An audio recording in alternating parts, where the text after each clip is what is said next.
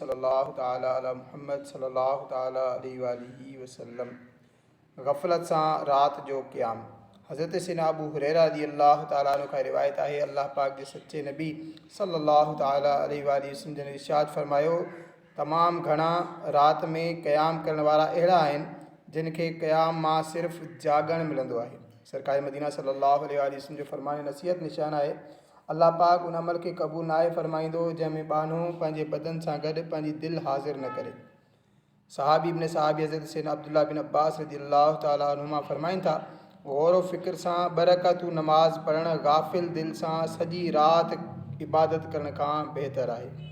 हज़रत सैयदना अम्मार बिन यासिर रज़ियल्लाहु ताला अन्हुमा बयानु कनि था, मां अल्लाह पाक जे प्यारे हबीब सल्लल्लाहु अलैहि वसल्लम खे फरमाईंदे ॿुधो त माण्हू नमाज़ खां फ़ारिग़ थी करे मोटंदो आहे, पर उन जे लाइ नमाज़ जो सिर्फ़ु ॾहों, नाओं, अठों, सतों, छहों, पंजों, चोथों, टियों या अधु हिसो सवाबु लिखियो वेंदो आहे। हज़रत अल्लामा मनावी रहमतुल्लाह ताला अलैहि फरमाइनि था, हदीस पाक में मुराद ही आहे त ख़ुशू ऐं गौर फ़िक्र वग़ैरह नमाज़ खे मुकम्मल बणाइण वारियुनि शयुनि जे एतिबार सां नमाज़ जो सवाबु मिलंदो आहे। जीअं बाजमात नमाज़ में हूंदो आहे त कंहिंखे 25 दर्जा सवाबु मिलंदो आहे त कंहिंखे 27 दर्जा। ते आशिकाने सहाबा व अहले बैत। हाणे अवां जेका हदीस पाक ॿुधी उनखे बयानु करण वारो सहाबी रसूल हज़रत सैयदना अबुल यक़ज़ान अम्मार बिन यासिर रज़ियल्लाहु ताला अन्हु आहिनि।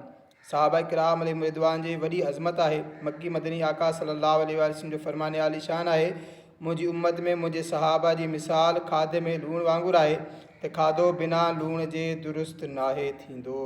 अल्लाह तबारक